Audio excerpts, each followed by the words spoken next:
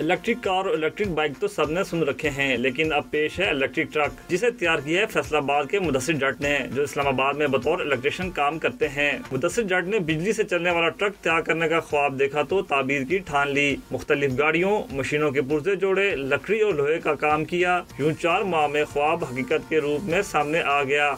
तो मुझे ख्याल आया कि मैंने क्यों ना एक इलेक्ट्रिक ट्रक बनाया जाए जिसमें बच्चे बैठ के, बड़े बैठ के एंजॉय कर सके।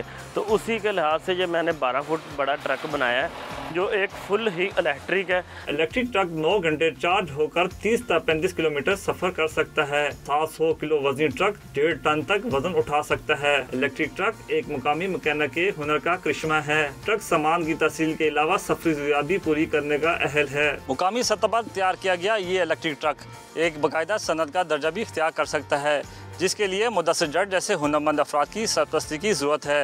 Naushad Abbasi, Dawn News, Islamabad.